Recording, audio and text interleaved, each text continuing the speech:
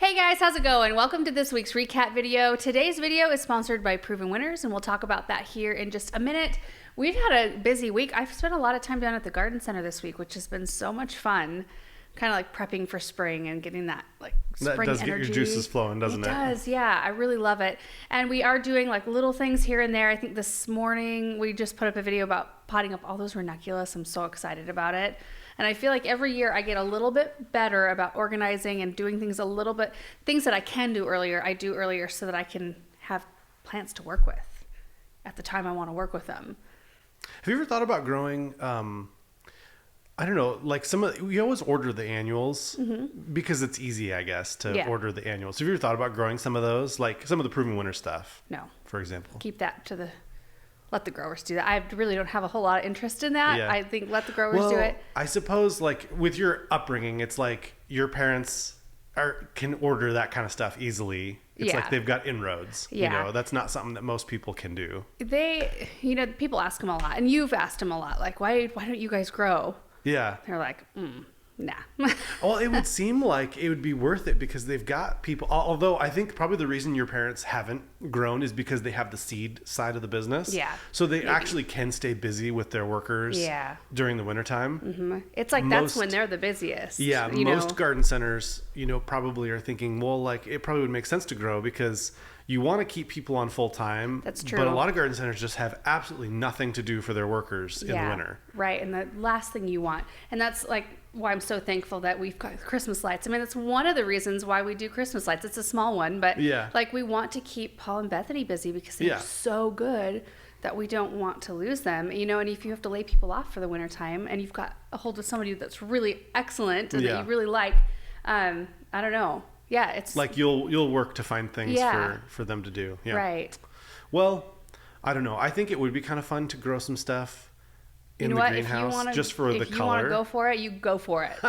But you need to. I'm already using up this whole greenhouse almost already. We'll need another one. Yeah. You'll have Aaron's project greenhouse. That'd be fun. You just need to buy 100 acres somewhere. Right. We have plenty of space. There's nothing wrong with the amount of space that we have. Okay, let's just get into the videos from this last week. The first one was Beautiful Garden Inspiration number 2 in the series. So it's a viewer submission video where you guys have been sending in pictures of your gardens and we're just taking a look. We've had a lot of submissions, a lot. Yeah. And I think we've made it through a couple hundred. I've gone through a couple hundred of them. I feel bad for some of the ones that we can't use. I don't understand why this is a trend. People turn their camera at an angle. They tilt it to take photos. And I don't know if they can't take a photo horizontally or not horizontal. It could be portrait or not. It doesn't matter. But like the horizon is not level. Yeah. But it's not artistic. It's like just enough to where you're like kind of looking at the photo weird. I also feel bad too because some people have beautiful gardens and very little photography skills and they're like just out of focus. Yeah. Or a lot of people send really small like screenshots of photos. Lots of screenshots. And I can't use those. Like you can see that they've screenshotted the photo in their phone. So I can see like their phone, like their notifications at the top and bottom of the screen. Can't use those either.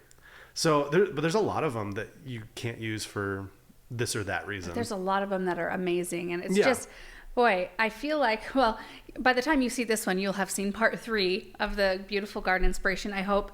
And when I got done, I actually, because I was in here by myself filming that, and I called Aaron, I'm like, is that all the gardens that you put in here? Like that seemed so fast to me. Like I'm just getting into this and I'm just like getting into my groove here. But we don't want the videos to be, an hour, 2 hours long. I mean, we could make them all day long looking at gardens. But anyway, thank you to all of you who have sent pictures and taken the time to do it, even if it's something that we ended up not being able to use due to whatever, focus issues or the size of the pictures. I mean, I do acknowledge that it takes time to submit pictures and stuff, and that's something that is always a struggle for me to do. So I appreciate all of you who have sent in your pictures. Andy said, wondering, have y'all backed off Proven Winners? We don't see reusing the white buckets anymore and seems to not be high concentration on using their plants lately. It's probably due to the fact that we're right in the middle of winter. It just naturally kind of takes a little bit of a lull. And We do have some white cans still. You know, usually I use white cans to repot seedlings, but I'm not at that stage yet either. So we haven't brought out a ton. I did all the ranunculus in my little black containers that I had because I can fit more per tray, and I felt like that would be a better utilization of space in the greenhouse. Yeah. Also, today's video is sponsored by Proven Winners. Well, that's true. It is. Yeah, we do still work with Proven Winners. So, you know, you'll see it start amping up. If we were a warmer climate, we would probably be doing some more things. But, you know, it's just wintertime right now. Do you feel like when I hear that comment, there's a part of me that's like almost happy that people aren't like pigeonholing you as like the Proven Winners girl? Yeah, for sure. Because I think your personality is not to be pigeonholed by any one thing, I guess. Don't you think? Yeah, it's kind of like, you know, I like to put together fairy gardens, but I don't want to be the fairy garden lady. Yeah. You know what I mean? Or like crafty projects. I like to do so many different things, but I like to just do so many different things that I don't want to just, you know. You don't want people to see you and be like, oh, she only plants Proven Winners. Right. It's like, we like Proven Winners. Yeah. We think they have really good plants. They do. But it's not the only thing we do. Right. Yeah. So there you go. Severn Run Aquatics said, have you guys ever thought about doing a series on garden suggestions? It could potentially get a bit too busy of a topic, but it would be interesting if folks sent a photo to you of a small space and you guys talked about what you would do. Could be a good idea. Thoughts, Erin? Is that your worst nightmare? Yeah, that is. If you wanted to do a video like that, like I could suck it up and I could do a video like that and I could give suggestions. But that's one of the reasons why we started Garden Answer in the beginning. Yeah, My mom, it's true. I remember I was down at the garden center full time, of course, at that point, and I was having to do landscape plans when I was there, design landscape plans, because it does help sell product. And I hated it. I hated it so much. And my mom, when we very first started Garden Answer, she's like, so what are your goals? Like, what is your goal for this? And I just said to say no to landscape designs. Forever. Yeah. Forever. Say no to landscape designs. I mean, it's a great idea. It's a great idea. I think that it would be really hard to implement because getting the visual across of how things could work, yeah. I think it would be very lacking. I think you'd watch the video and just, you'd be kind of a letdown because you know, unless we could find like photos of each of those things, like cutouts of those plants and actually like place it, which there's landscape programs that do that. Neither of us know how to use them. So it's not really in our wheelhouse. Yeah, scratch my answer. Your answer's better. Mine's like meh, negative about it. Your answer's like actually. Well, I've thought about it. I've put some thought into like, how could we make that work? And I mean, I just don't know that it would. Yeah, I just don't think it would be. It would fall flat, and people wouldn't actually like it because you'd just be talking about plants, right? And so it would be very abstract. It would be, yeah. Such a good idea, though, if you could implement that somehow, like, and make it work. Well, yeah. I mean, the thing is that there's people out there who do landscape designs, like Jack Barnwell, and you know, but the people who know how to use the program that make the visual, like the 3D renders of what it looks like, those people need to start YouTube channels, like, you know, because I think that's desired. Like a lot of people want to watch that. They want to see how you do it. Right. You've expressed interest in learning that. Yeah, I think if Garden Answer like fell apart and I had to find a new job, or you know that question where they ask you like if you had $1 million, like what would you do? Or I forget how the question is, but it's like that's what you would do without the money. That's one of the things that I think I would enjoy is like being an architect of some kind. Oh, you'd be good at that. Or landscape. Which is kind of similar. I feel like you could almost meld the two if you could design homes, but also I don't know, that's a lot. I think you have to pick maybe one or the other. I don't know. I think you'd be good at it though, because you think differently than I think. I don't think about all the things that make things run smoothly. I just think of like, does it look nice? Well, you like to do it. You like to get your hands dirty. Yeah. I like to plan. So it's just different interests. Yeah. Good balance. Because somebody has to design a beautiful building and somebody has to build it. You know what I mean? And those two skills are necessary. Otherwise, you don't. Generally, architects probably aren't the ones in there, like moving the stone around. Right. You know. Robert said, will you reuse the donated Hayrack planters this year? So all the Hayracks that we got from Garden Artisans that they sent out that we had on the front fence line, did we plant those up 2 or 3 years? I think just 2 years. Just 2 years. And then we took the fence out after we bought the property in front. You've wanted to revive something along those lines. We thought it would be fun, too, to put one in front of each person that works here, you know, in front of their parking spot. Where they park? Yeah. And then let them pick out and plant their own hayrack and have a little competition. I think that would be fun. Yeah, you know, we've got them up in the barn. We actually have, we had to replace a couple of the liners the second year. We'll need... I don't think so. I think we reuse the liners. I think we need to get new liners. Yeah, you're right. I think that's been one of the things. It's like figuring out where to do it, but also the expense of now it's time to buy new liners, which is not something that we can't do, but you know. It's a commitment. It's a commitment. Yeah. That's exactly right. Carolyn said, dang, what's up with Michigan? It gets so cold there. How are these gardens possible? I know, right? Like... Aaron, it seemed like you have something to say. No. Aaron wants to move somewhere where it rains and things just grow. A lot of people commented about all the issues with Michigan after I mentioned, man, like Canada and Michigan is where all the gardens are at. And everybody was like, nope, the bugs and the humidity. Like Japanese beetles and stuff that people complain about. We don't know. And the sand and the clay and the pH being high and low. And what else did they mention? Like, the weather just changing on a dime, which it can happen here too. We get a lot of high winds every Friday night. Every Friday night through the summer. Yeah, it's like always the weekends. You can count on it. It's Friday. Yeah, it's weird. Yeah. Anyway, I still think Michigan is beautiful in some areas. Oh, it is. Sure. It's a beautiful area. You also... I don't know. The short seasons was another thing that people were like, it's got a... which is true. Like Mackinac has a really short season. Right. So, and that's true. I probably wouldn't like that. I would enjoy the, like snow blowing, I think, with the tractor. I think I would enjoy a little bit, like a month of that. And then I'd be like, I'm done now. The Quiet Gardener said, beautiful landscapes. I also have a septic field. What can you grow in septic fields? We've never really delved into septic field areas. I know ours is planted with grass. I think that you can plant anything that's like small. Like, don't you think perennials and annuals? Things that don't have an invasive root system, like the willows or birch or alders, anything like that. But yeah, smaller things. Yeah, so you could do even maybe like smaller boxwoods. Yeah. You could probably get away with. Yeah, they're shallow rooted. Mm-hmm. Yeah. So you can plant quite a few things. Basically just no trees probably. Mm-hmm. That'd be the only thing that would mess it up. Vic Frick said at 2108, how do you get a grass to grow that big around and not flop in the middle? What kind of grass is that? Now, I don't know exactly what kind of grass this is for sure. It looks like a pennisetum to me, maybe Carly Rose. Carly Rose is spelled with a K.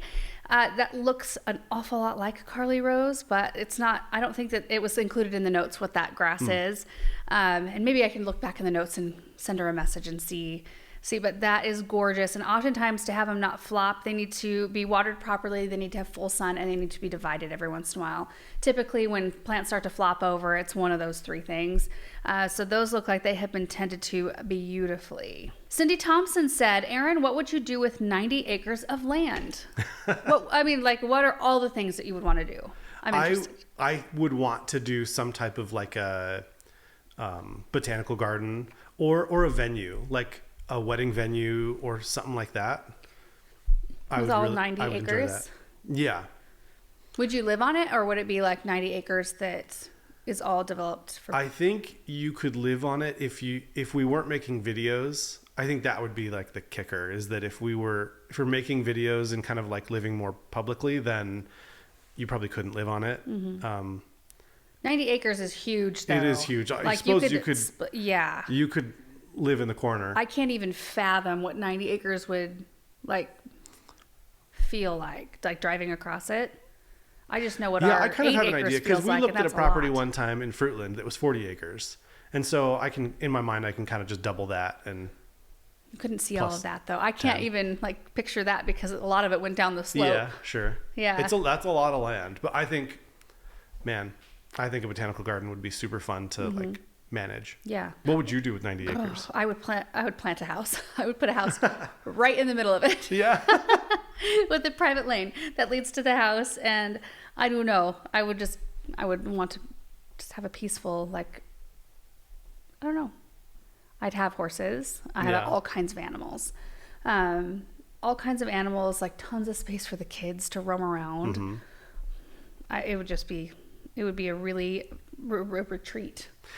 I think, you have to imagine, this is kind of like a winning the lottery situation, because it's one of those things you have to imagine, like getting 90 acres plus having the money to manage the 90 acres, because that's a lot. Oh yeah. You have to have like a hefty income to make that. I would leave a lot of it raw, probably. Yeah. It depends on what the acreage looked like. I mean, around here that can mean like kind of barren, right. But if it was 90 acres of like with trees and stuff on it, I would want to leave it a lot of it natural. Yeah, if it was green. Mm-hmm. I imagine if I ever wanted to buy 90 acres, I'd want to make sure there was some kind of like little creek or stream running through it somewhere. Yeah, I don't know if I would even want 90 acres around here. I feel like if we were going to get that amount of space, you would want it somewhere. We'd need to at least go an hour away from here, because you could get something gorgeous up towards. At least an hour. Yeah, towards like even halfway to McCall. Yeah. But even that browns out a lot in the summer. It does. But it's like dry forest, which I really, really love. Like Pacific Northwest, and you think of that and you think, well, they live in the Pacific Northwest. Our type of area is so different than what the rest of the Pacific, or a large part of the Pacific Northwest is, which is rain and forests and like lush ferns, brambles, berries growing everywhere. And that's on the western side of our state. And those types of forests, while they are so picturesque and breathtaking, they're hard to walk through. Like our types of forests are dry forest. When you go up into the hills, I mean, there's something different. There's a different type of plant life. There's not a lot of undergrowth, right, in our forests because there is so much less moisture. And they're just beautiful in different ways. All right, guys. So today's video is sponsored by Proven Winners and their flower pillows, which are a really unique and interesting way of planting your containers. I've shown you flower pillows in the past. What they are is a little pillow. It's a 6-inch by 4-inch, looks like a large biodegradable tea bag, where they've popped 5 Proven Winners annuals. You get this pillow, you pop it in your container, put soil around it, water it in, and it just grows. It's a really fun thing, I think, especially for beginner gardeners who you go to the garden center and you feel like, I'm so overwhelmed. Yeah. There are so many choices. What plants go with what can take the same light, the same water, what will grow at the same rate. I think this is a super great way to get your feet wet. You get a flower pillow and you think, oh, they've put these things together in a container. Awesome. Next time I go to the garden center, I know I can pick some of these things out. I also think it's really good for those of you who don't have a really good source of Proven Winners plants in your area, because I know there are some of you out there. Of course, Proven Winners always recommends that you shop your local garden center first, which I do as well. But this is a really good convenient option in case you don't have that in your area. And also for those of you who are just so flying busy in the spring, I get it. Like sometimes you just want something to show up. You want to pop it in your pot and not think about it. Or for somebody to make the combinations for you. Yeah. Like pick out the and recipes. Try them. Yeah. Like they haven't just thrown plants in a flower pillow and thought, well, I hope this does well. Like these are all trialed and tested extensively, and they know that these plants will do really well together. So your chances of success, so long as they're watered and fertilized properly, are very, very high. So we will put a link down below this video in case you want to go check out all the different flower recipes they have in these pillows. Thank you, Proven Winners, for sponsoring today's video. Next video is huge plant haul tour. So much color. There was a lot of color. I know. Had I known that when we went on our trip to Boise to look for our furniture shopping day, that we would end up with a bunch of plants, I would have brought cameras with us so that we could have brought you along for the greenhouse shopping. It was so much fun just to find all of those beautiful things. So when I got it home and all lined up on the tables, I actually called you. I'm like, Erin, you need to come out here. Yeah. You need to come behold all of these beautiful plants. And then we decided that you guys might be excited to see them too. Plus, I think what made that day fun is that like furniture shopping for you and I is always a letdown. Yeah. Like it's always kind of like a depressing event. It's like things that you kind of need. You got like a space in your house and you're like, well, we need to get a piece of furniture, like whatever you need. And you just can't find what you want. And so but you find the flowers that you want. And it just like brings you right back up. Does. Our problem with furniture is we know what we want most of the time, but we can't find it unless we like a lot of times we don't know the places. We don't know where to go. We always go to RC Willie, which is like it's just like a big, huge furniture store. Why don't we even go back? I don't even know why we go Massage there. chairs? We never, the massage chairs. That's why we go. Yeah. Go sit in the massage chairs and then just like, all right, well, let's leave, I guess. You know, I don't enjoy the hunt like that, though. I don't enjoy, like, I wouldn't like Googling a bunch of furniture places and then trying to go to each one because I hate traffic.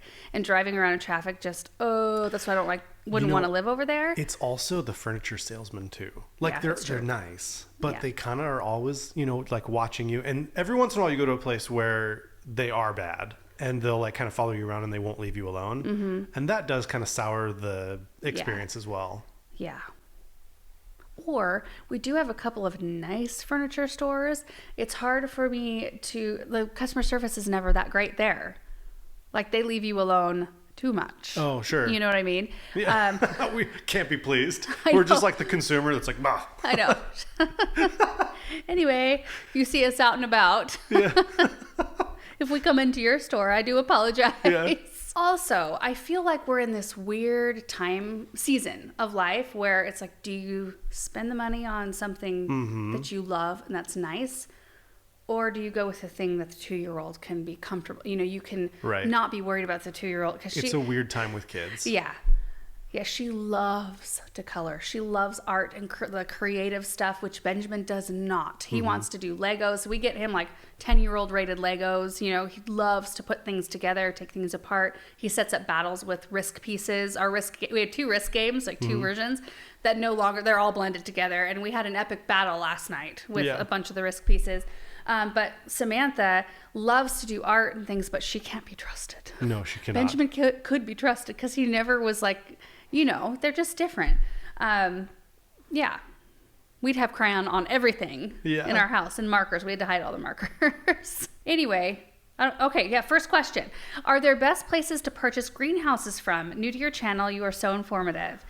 So Erin, you've made me a list here. Thank you for that. That's handy. So a few of the places that we know of and or have had experience with, Gardener's Supply has great options for like smaller plexiglass type. There are others too that just have like the plastic and PVC. I've tried out several of those down at the garden center, especially.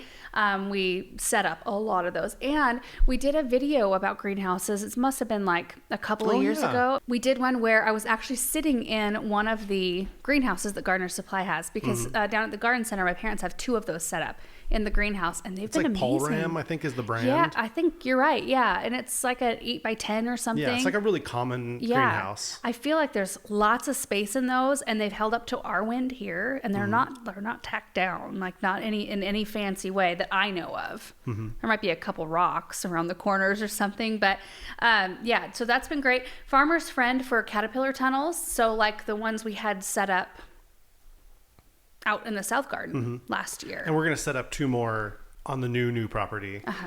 The thing that I like about Farmer's Friend is they are really inexpensive. Like I want to say it's like $1,700 for their like cheapest, smallest one, which is like a 14 by 50. And that's big. That's a really big one. You don't have to set up the whole thing, but $1,700 is not like, if you're talking about like you want to grow some stuff, like that's a really good price to pay for the amount of space that you get. So, and I also really like navigating their website. Whoever they hired for website development, it's awesome. It's just like a pleasure to navigate their website. So there you go. Grower Supply or Farm Tech. That's where we got our Gothic arch frame greenhouse. They kind of sell a little bit of everything. Yeah, and we've had really good luck. I mean, that was one of our big purchases when we very first moved into this house. Is we put in, was that like the first thing that we did?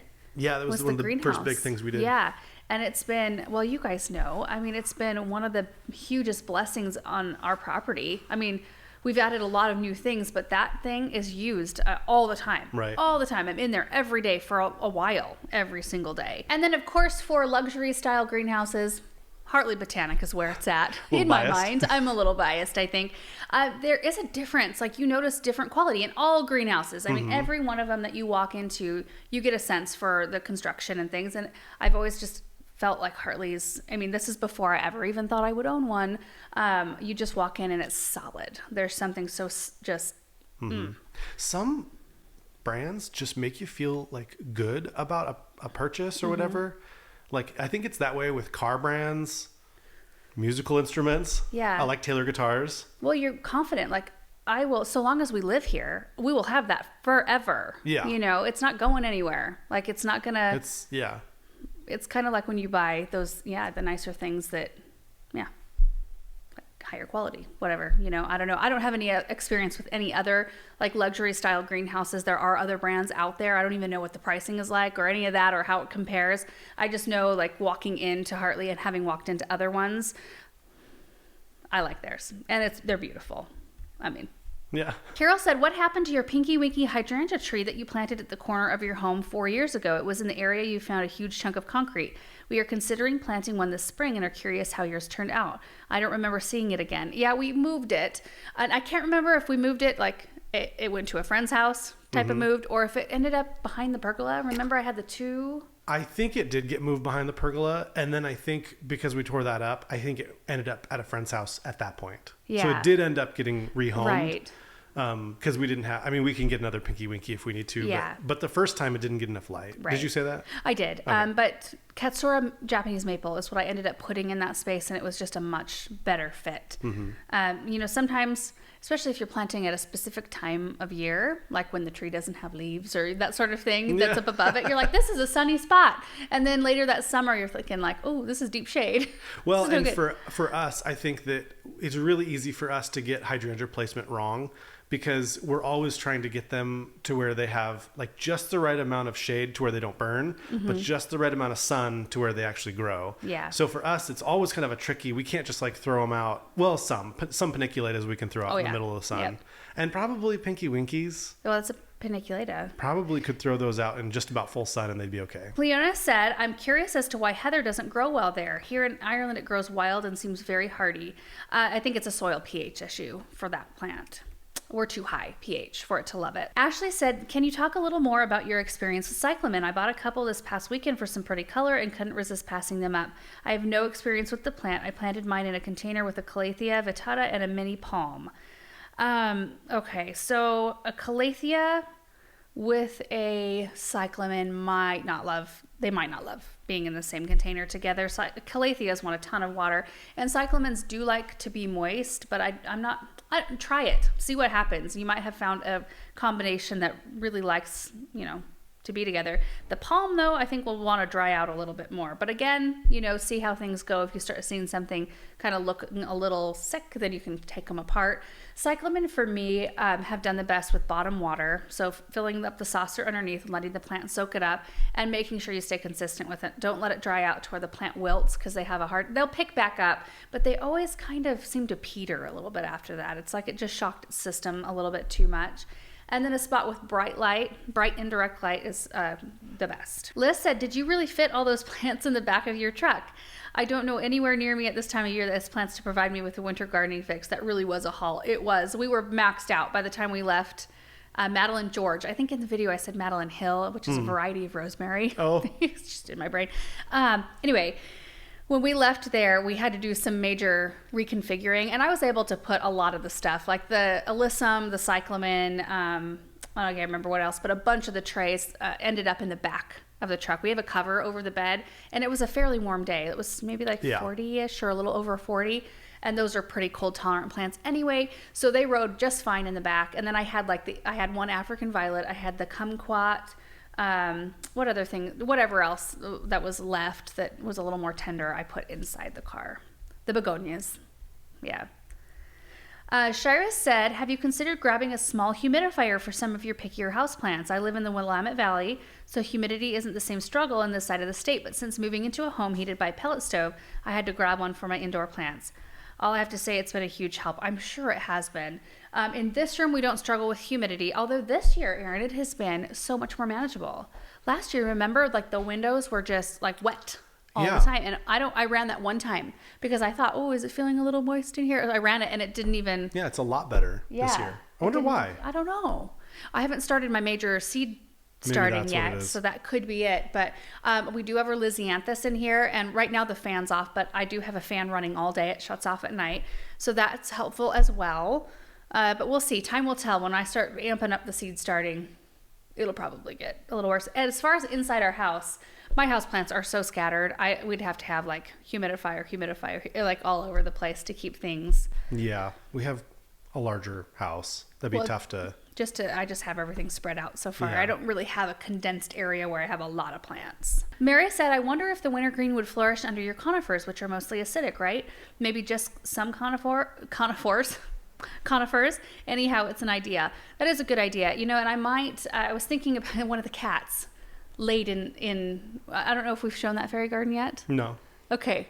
By the time this video goes out. Oh yeah, it'll have gone up yesterday. Yeah, okay, so I made a fairy garden, which maybe you saw it yesterday. We tried filming it differently. It was totally the wrong project to film the way we did. Anyway, we didn't make a full version video out of it, so we don't have a full version up on YouTube, but you're going to put it in like shorts, right?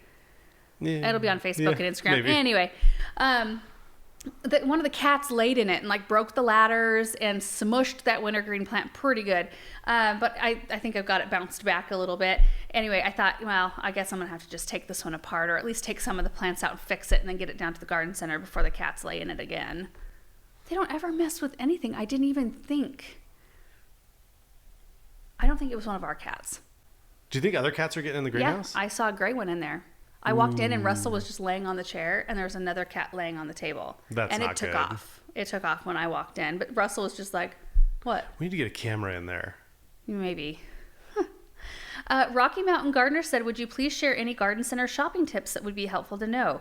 Also, any garden center shopping etiquette I should know about. I'm sure some procedures vary from store to store, but there are some things that customers should or should not do. Well, I can tell you one thing I did that day. So they had a what? Okay, so this is a normal thing though, and I don't think that this is wrong for people to do. Okay, Yeah. so you want to look at the flower of something, right? So you kind of like tip it up. It was on the desk, like where you pay. We were checking out, and we had a large order, so she was like, "It's fine." Yeah. But they had a little streptocarpus, beautiful little Cape Primrose, which I don't have one in here anymore. I'm in the Hartley. So it's just this little plant that had one little bloom on it that was really pretty, but it was facing down. So I barely touched it. I grabbed the flower, and I just wanted to look down the throat of the flower, and it popped off the plant. Yeah. I told her I'd buy it because I like streptocarpus, but she was like, "Don't even worry about it. They bloom so much." But yeah, maybe don't handle stuff a lot. Yeah. I don't know. Is there any etiquette? Don't cut leaves to try to propagate. Oh yeah, that's don't do that. super tacky. Yeah. What about picking them up off the ground? What are your thoughts on that? I think you should leave it. I do too. My personal opinion is it's not yours. Let them. It's on their property. Yeah. Like picking up a leaf off somebody else's property. No one is being hurt by it. It's it's a small thing, but I think it's better not to mess with it. Mm-hmm. It just seems like a tacky thing to do. Well, because a lot of times they'll probably pick it up. I remember doing that all the time down at the garden center. Someone would go through, or I would go through the back sunroom, and a couple leaves would have fallen off of I don't even know, whatever, succulent. And I'd pick them up and I'd root them. I'd root them at the garden center, So. Well, but even if they were going to throw them away, it's their property decision to throw away. Yeah. You just shouldn't mess with that. Right. It's their stuff. Don't complain about pricing. Yeah, maybe don't haggle on pricing at garden centers. Mm-hmm. I think that they're not antique shops. Some places are flea markets. Yeah, that's totally reasonable to do. Which I don't some do. places. I used to do that a long time ago. I used to try to haggle a little bit. I don't do that anymore. At garden centers? At antique shops. Oh, are you not supposed to do that? I thought no, you can. They welcomed that. Yeah. Oh, but you just don't. Oh. No. I think that haggling is normal at some places. Yeah, it is. Absolutely. But maybe not garden centers. No. It's not it's like a regular retail situation. What's funny is your dad talking about people coming in and asking for a bulk discount, and they'll be like, yeah, so we're going to want quite a few arborvitas, like 5 or 6 arborvitas. If you want 40, I'll give you a discount. Right. 5 is not bulk. Any other shopping tips would be to go all the time, especially if you have a year-round garden center near you. You can go, once a week or every other week. Do you think that other garden centers try to swap things up as quickly as your parents, though? I wonder if that advice is only as useful maybe for your guys' garden center. I don't think so. We go over to Boise quite often and hit the same hit the same garden centers. Like we will go to Franz Whitty. Sometimes we'll stop by Far West. But I don't Edwards. see things changing that much at those places. I do at Franz Whitty especially. Really? Mm-hmm. They do an amazing job with their like their displays and stuff inside. And every time we've gone in, I think I've noticed like it's been a shift and different things have been brought forward. And it might be because that's what I used to do. Well, yeah, it looks pretty much the same to me. They've got plants. Yeah. But yeah, if you go often to places like that, then you'll get to see things at different stages of growth, what looks pretty at different times of year, and then other, of course, new product that comes in. Sure. It's fun to see things when they're fresh. Next video was unboxing 4 gorgeous teak benches. And I have to shout out Erin at Impatient Gardener because she was the one who told Erin about Country Casual Teak, but I didn't know that. Yeah. So in the video, I was like, we have no experience with this company. Erin just found them online and ordered them. He didn't just find them. Erin suggested that we look at that website. So thank you, Erin, for that, because they are gorgeous benches. And also you can select to have them assembled or not. And you selected because you're so smart. You selected to have them assembled. And I'm so thankful for that. I didn't know what to expect because the boxes looked huge, like there should be a full-size bench in there, but then there was a sticker that said hardware on the side of the box, and I thought, oh man, like putting things together. We've had some of our worst fights. Yeah. Oh, do you remember? No, yes, I know. I remember cart? It was the garden cart of doom. Yeah. It was with the green. I probably have that still, like archived somewhere. Oh, like, and don't even go looking for it, Ken. Yeah. Don't even go looking for it. It was ugly. And I was wrong. I was so wrong, but I get so I'm like already getting flustered thinking about assembling things. I get so flustered when I have to put stuff together. I just hate it. So when I opened the box and the benches were just like, all done and assembled, that was just so, so nice. So we placed them behind the Hartley, and I think we'll leave them there. I mean, at least until we can see them with some plants around them, because our mindset was, whether or not we use this particular style behind the Hartley, because I also do like the black ones that I had out and that look. It looks a little bit more formal to me. But even if we don't leave the benches there, we can use them out in the South Garden. We need benches just about everywhere. We need to up that game big time, and they're beautiful. So anyway, and then I did at the end of that video show the chicken fodder progress. It had been in the trays for 18 days, which was about a week too long, but chickens loved it. We took it in there and let the chickens go for it. And I gave them the second tray the next day. Miss J.L. Smith said, could you tell us how long it took them to go through that first patch of fodder? So that day, they go through things like that pretty quickly. And that's why I wanted to have 2 trays going. And then I have the other 2 trays ready. You don't give it to them every single day because they get a lot of other things. They get like kitchen Is it kind of like dessert a little bit, or is it just regular food? A little bit. I mean, they have their regular pellet feed in there, and then they get mealworms all the time.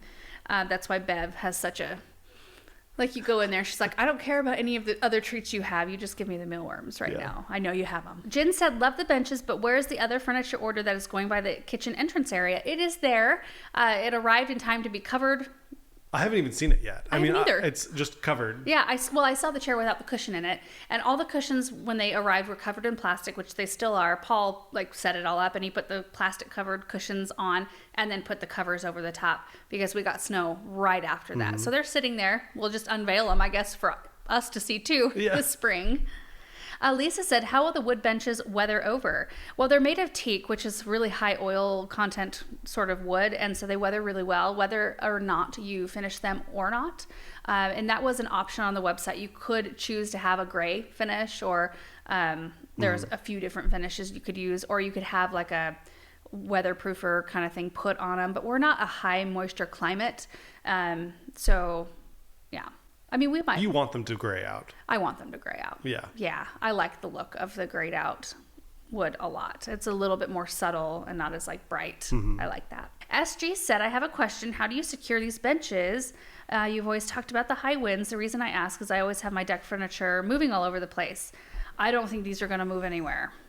The center of gravity is pretty low on them. Yeah. And they're stout. When I was carrying them, I mean, I know we sped up the footage, but I was like, the whole time I was carrying them. Good workout. They were heavy. Yeah, it was a workout.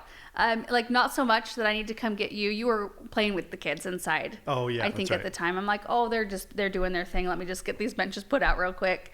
Anyway, Catherine said, why not a basin fountain in the middle so that you can see over it from the benches? Do a lot of that in French gardens. I've thought about that too. There's a lot of different options rolling through my brain of what we could do in that center area. We'll think of something good. We might try a few things out before we land on something that's perfect. Sure. The anonymous gardener said, if you don't mind me asking, why did you place them all in the same area? I just counted 7 benches all within a small area of your property. Seems a little overkill. It won't seem that way once there's plants. You won't see all of them. Like the black benches, I might not keep them there. I just moved them because I simply needed them out of the way and I didn't want to truck them somewhere else. So if those stay, the Lucian's bench, which is nearby, will probably move somewhere else. And I think the more seeding almost the better. I mean, within reason, but there are going to be a lot of plants and things that will be masking. It's like such a baby area. Yeah. That if, when you have infrastructure like that, it's like, that's all you see. Yeah. You just need stuff to grow a little bit. Right. Krista said, well, you need to use teak oil on the benches occasionally to protect the wood. We probably should on occasion. We will probably oil them. Order some? Yeah. Yeah, probably a good idea. Next video was starting zonal geraniums from seed, a great flower for beginners. We started 121 geraniums, which are already up. Dang. Yeah. They're already, well, not all of them, but they started to pop yesterday. I noticed a lot of them up yesterday. And that's why they're so great, because it's almost instant gratification. If you've got bottom heat under them, they'll be up in like 2-3 days. And they grow so beautifully. And they're so, their leaves are so unique. I mean, they're a geranium leaf, and once they've pushed that first set of true leaves, you're like, oh, that's my little baby geranium plants. And they're just so easy to tend to. So I just went through the whole process, and we did that in the Hartley, which I wasn't going to do seeds in the Hartley, but I'm not going to say anything anymore about what I'm not going to do. Oh. Like, I'm not going to separate these lettuce seedlings, which I did. I'm not going to start seeds in the Hartley, which I did. I'm not going to do what is that called? In the milk containers? Oh, winter sowing, which I did. And I've added to it. I added 4 containers of lupin the other day. Anyway, it's just I just do things based on what you want to do. What I want to do. Yeah. Or and that what's changes coming from day naturally. to day. It does. Jeep in Hawaii said, can you prune geraniums into topiaries? Also, your geranium table would look very nice in a rustic white or gray tone. Love your channel. It'll probably become a rustic tone of some kind over the years. It's not a nice table if you look at it. Like, when I bought it, I actually thought this is a perfect prop table, because it's the type of table you can put stuff on and not worry about the surface. We're protecting it. Like, plants that go on there have saucers and things, so it's not water pooling on it. But there's just the finish is coming up, and it's like a veneer. It's not even like a true, there's different wood underneath the finish. Does that make sense? Is that right? A veneer. Anyway.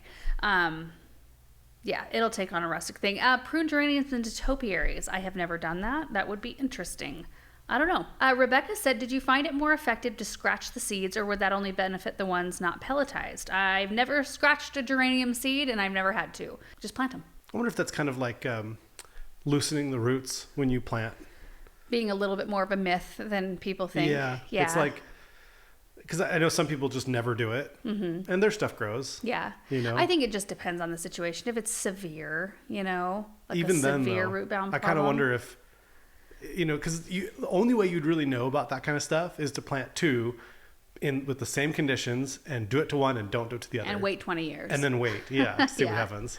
Leanne said, where did you order those seeds from? I watched the video 2 times and didn't hear you say. I did say I ordered them from Swallowtail Gardens. I think I showed the back of the seed packet, probably not close up. But Swallowtail has a really good variety, I feel like, of geranium seeds. And I think they were pretty good prices too. There's 10 seeds per pack for $3.95, which what does that work out? 4 divided by 10. 40 cents? No. What's the math? $4 divided by 10. 40? Is that right? Or okay, hold on. Yeah, 40 cents. Yeah. Okay, that seemed wrong to me. A 40-cent geranium minus all the supplies, seed starting supplies, and time you put into it, which that's the pleasant part, right? So if we it's don't a count hobby, that. though, I feel like you can write off stuff if you enjoy doing it. Yeah. You can't put a price on things that you enjoy doing. 40 cents versus in the end, we'll have probably a $10, $15 looking geranium. It's gonna be so fun to have those all to work with.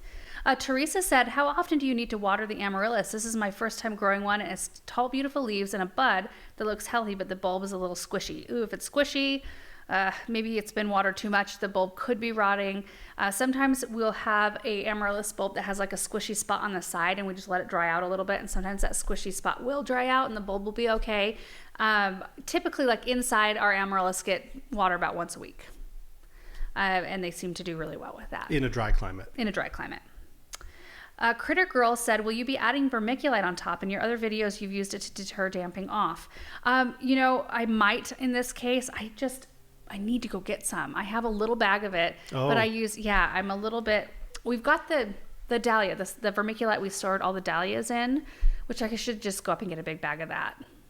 Was that one of the things that, because we normally have been getting the spoma vermiculite. Did they quit doing that? No, I don't think so. The problem is that we started getting the big bags because those were just available in little small bags, which I do have one. I just didn't do it that day. SJ said, just wondering if you use a cleaning product for your sink with the hard water. I have hard water too. Also, will the heat mats mark or burn the table? I hope they don't. I don't know. They don't get hot underneath, do they? Or do they? The heat mat is hot. I actually went out. Maybe this is why they popped so fast. But I went out the next day because it was a glorious sunny day. It was still cold out. It was under 40 degrees. But the soil temp from the heat from the glass, it was 109. Whoa. I was like, oh, and the heat mat was not on. It had kicked off because it's on the thermostat, but it still was clocking the temperature of the soil. And I was like, oh, please don't burn the seeds or fry them. I didn't know what would happen, but they were like, oh, time to wake up. Let's go. Yeah. And they just took off. We use a lot of vinegar for hard water stuff. Like I soak a lot of our faucets in vinegar, and that helps with hard water. I also try really hard to be good about wiping them down. I wipe down faucets all the time. Just straight vinegar. We'll soak faucets in that a lot when they start to crust up on the end. Stinky. Yeah, it is a little stinky, but it does work. It's really effective, and we get longer life out of our faucets, but we just try really hard to be good about wiping our stuff down. We just have to wipe it down dry and not let water sit on it. I hate wiping down our glass shower. I know, it's the worst. We need something different. If we ever redo our bathroom, I want to change that. Yes, agreed. Yes. Last video from this week. My goodness, I feel like this is going to be a long video. We're doing lots of chatting today. Potting up our pre-sprouted ranunculus, 204 of them. Potting daffodils, which we then went and delivered to our moms. And then separating lettuce seedlings, which I said I wasn't going to do, but I did it anyway. Sherry said, I'm growing ranunculus this year and it's my first time. Can you please show us how you put them to sleep later in the year? Yeah, I can. And I think I maybe showed it. It's just, a lot of our videos, we do a lot of vlogs and just kind of show you what the day is, like what that day holds. And it might hold 3 or 4 different things. So those kind of steps, we are very bad about doing a contained video, like ranunculus, start to finish. We don't really do that. We just kind of share our journey. So they're in there. It's in there, like probably in several different vlogs. But what I do is after the flower has kind of fizzled, I treat them almost like bulbs, like tulip bulbs. You wait until the foliage has started to yellow and die back a little bit, and then you dig them up. We put them in the barn, just on the floor, in like a single file line, a single layer, so that they can dry out. Any moisture around those corms can dry out. And then a few days later, we come through and we cut the tops off, and then we just store them in brown paper sacks in the root cellar. They don't have to be in a root cellar. They could be in the studio. They'll store it for up to 8 months in a dry, cool, dark environment. They need to not have light. Anyway, super easy. Way easier than dahlias. Like, they look like little miniature dahlia clumps, but their care for them is so much easier.